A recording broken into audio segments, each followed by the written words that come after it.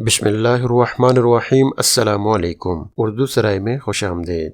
आज के सबक में हम सीखेंगे कि गलतुल आम और गलतुल अवाम इन दोनों इस्तिलाहात में क्या फ़र्क है। सबसे पहले आते हैं गलतुल आम की तरफ। गलतुल आम वो अल्फाज या वो तराकीब हैं जिनके तलफ़ुज़ या इमला गलत हों, लेकिन इसके बावजूद अहले इल्म ने इन गलत अल्फाज को कबूल कर लिया हो। बड़े अदीब या शोरा अभी इसे इस्तेमाल करने लगे हों, इन्हें हम गलतुल आम कहेंगे। मिसाल के तौर पर लफ्ज़ मोहब्बत में हम मीम पर पेश देकर मोहब्बत पढ़ते हैं, ये गलतुल आम है। असल लफ्ज़ मोहब्बत यानी ज़बर के साथ है। इसके बावजूद अहले इल्म तबके ने अब ज़बर के अलावा पेश के साथ भी इसे कबूल कर लिया है। इसी तरीके से मनसब के मीम पर हम ज़बर पढ़ते हैं, हालांकि दुरुस्त ज़ेर है मिनसब, लेकिन इसे भी गलतुल आम की वजह से मनसब ही कबूल कर लिया गया है। गलतुल अवाम। गलतुल अवाम वो अल्फाज या तराकीब हैं जिन्हें कम इल्म और कम फहम रखने वाले लोगों ने गलत मैनी और गलत तलफ़ुज़ के साथ बोलना शुरू कर दिया हो। जैसे लफ्ज़ अवाम को